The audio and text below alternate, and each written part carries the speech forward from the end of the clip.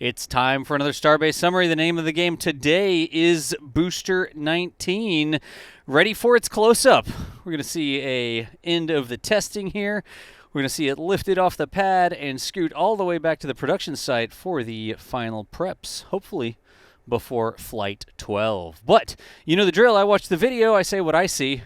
Down below, you say what you see, or you say what you thought that I should have seen. Those are the rules. Let's look at the testing here. See that frost all the way from the methane tank down on the bottom as well, the oxygen tank.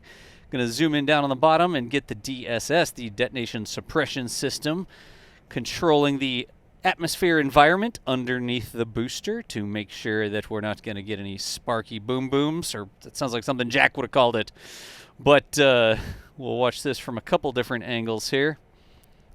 Again, it's just spraying a mist of water and nitrogen, basically trying to displace and deconcentrate the oxygen. Now, this was a really wacky vent. Scroll that back. For real, scroll it back and look at when that vent first comes out, and it goes like whoosh through the tower.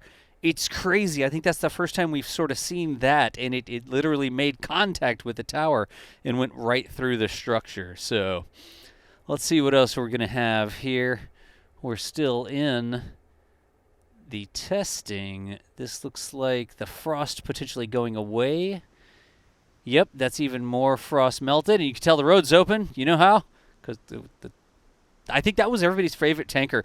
Was that the tanker where we're like, what's this tanker going to do? Is it going to offload? Is it going to go? And it just like sort of sat there for a little while. But that was road open after testing, and you can see the frost on the outside of the booster melting and running down the side in that hot Texas sun. It's only April, middle of April right now. The sun will get hotter in Texas, but it certainly does a good job of melting the ice that forms on the outside of the booster. See, as we've gotten a little bit closer here after the road was open, you can see the hot staging ring, that big strut-based contraption on the top. You can see the top of the dome there as well, and then the, oh, that's interesting. I was going to say in the grid fins, but I wonder what, I don't know what could have happened during testing that would have caused something there where there's just like outer marks, or was that frost that lingered longer, or I wonder what we were looking at there. Give me some opinions down below. Again, the full analysis will come on Monday when I would say Monday, Tuesday this week, because the team has been very busy. But when we do the Starship summary, the whole analyzed scripted update that we do once a week, but that's going to be max over on that end. It just looks like, is that ice falling down? Maybe as that was melting, there were just pieces sort of chunking off down on the bottom. It's a perspective thing. At first, I thought that Cybertruck was going to drive down into the flame trench. And be like, all right, well, you know, they shoot it with a Tommy gun. They throw ball bearings at the windows. What are they going to do next? Put one in the flame trench and turn on the rocket? I'm here for it. I'm super curious. You think that thing's bomb-proof? Put one down in the flame trench and let us see what happens. I want a before and after photo of a Cybertruck versus Super Heavy booster. Here's the chopsticks coming down, the lights and cameras. Again, here they're going to go underneath the grid fins. Tough lighting conditions here. But they do use the bottom of the grid fins itself, those little sort of down-hanging tabs, to lift up the booster. Those are the catch tabs as well. It's all integral to the fins now instead of having separate structures to do that. Like the Gateway to Mars sign there. Nice that none of the letters fell off, but it was on the correct side of the sign where the wall was blocking. Yeah, I guess it is on the back side, but it's pointed sort of away so the exhaust air would come to the right-hand side of that view. So a lot of questions about the speed tape that was in there. I think that was just a temporary FOD, somewhat mitigation. It didn't really stick together. But they just cover that in that. I don't know if is it 500 mile per hour tape, or does it need to be like 5,000, 50,000 mile per hour tape for these things? But they're just temporarily closing those taps, closing those gaps between the chines. We expect a more permanent structure before flight. There are the 33 Raptor engines in all their glory. I imagine you might scroll back to that clip and pause and inspect. There you go. All right, hear me out. Remember our buddy Tori Bruno, who was like, oh, it's missing some things. It's a partially installed engine. And then Gwen Shotwell was like, it flies pretty good for a brick. Well, that's not what Grin Shotwell said.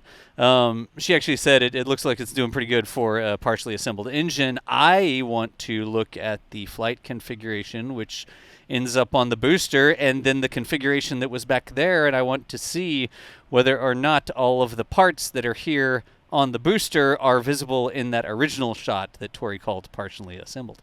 I don't know. I don't know the answer. I don't know which, like, are there extra lines and sensors and stuff like that, like Tori said there would be? Or is it exactly the same as they showed in those original shots? I'm super curious. I haven't sat down to do that analysis yet, but it would be very interesting. Either way, they look fantastic down there.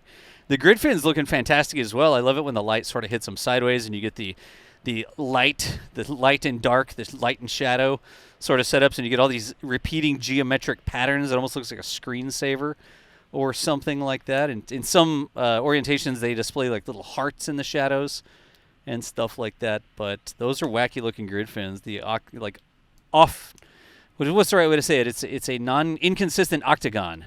It's not like an equilateral octagon. I don't know. It's a non-equilateral octagon. An irregular octagon. Maybe that's the right way to say that. It still amazes me that those struts work that way. Like, look how small those go down, but you just have enough of them. It's like trying to break the bundle of spaghetti, I guess. You got one stick there, and it's like snap, but you got an awful lot of spaghetti sticks together, and well, probably you can still snap them, but it's harder. That's the analogy. It's harder when there's lots of spaghetti sticks to snap. Here we have it on Highway 4, rolling out. We did roll out there and move our camera back from the road a little bit. Doesn't matter if you're not on the pavement, because look at how that leg, that big pylon strut leg hangs off the side of the road as it goes by. We still got pretty close, though. Look up into the engine bay. You get the little side shot through that portal. Those massive bolts. That's what we were dodging. We didn't want one of those legs to smack us. Wouldn't want to slow SpaceX now. But honestly, it takes an awful lot to slow SpaceX now. We've seen them go over the top of a car before on the side of the road. So, rolling all the way back up Highway 4. Going to get a little bit of a time lapse from our highway property there. Oh, look at that ASU in the background. That's the first I've really noticed that. Clearly it's been there, but that ASU is pretty prominent between the two towers. And there we've got one engine right through the portal. Oh, what camera is this? This is supposed to be road cam. This camera really needs to be replaced. It has been out. Look at the haze. I think it's got a, if not damage or like scuffing on the lens or something like that, I think the glass on that camera is just seen better days. And then we get a nice, like a real camera here, not a camera that's lived out there for 3 or 4 years. Colleen's camera with the fantastic shot. Once again, big thanks to Colleen and Caesar for rolling out to catch these shots for us. Also there, the red and blue, that was actually kind of cool. The oxygen and methane quick disconnect ports now separated into 2 different ports on the bottom of the booster. Going to do a little bit of a tilt up. This is kind of a tilt pan, I think, because I think the booster is rolling in while we do this. So it's a lot of tape. There's a difference in the chine lengths, the 2 longer chines, the shorter chines on the other side. Got some vents, got some stringers, those reinforcement vertical parts. Get all the way up to the top. Yeah, look at that. That's cool. That's pretty cool. I would not want one of those to fall on me. It's like a Final Destination sort of deal. Like, you're working and a grid fin falls on you. That would not be... That'd be something for a TV show, I guess. Not something we ever want to see in real life. So scooting back around the corner, this is from our river property over there, and going between the 2 mega bays, because the giga bay is in the way now. So they have to go up the old Remedios Road and then go into... It's going to go into Mega Bay 1 here. Mega Bay 2 in the background, you can see the bottom of a ship just barely, but that giga bay is really making it difficult to see in there. Oh, nice! We're just going to close the door. It's like the end of the show when we close the door, the big garage door on Mega Bay 1 goes down. There you go. All right, folks, that's the end of the Starbase summary. My name's John. I watch the video. I tell you what I see. If you want commentary in Dutch, I think Martin did some commentary in Dutch over there as well. Thanks to the photographers, Caesar and Colleen, and all the operators over helping out with the remote cameras on Starbase Live. But we hope you enjoyed it, and we will see you next time. Thanks for watching.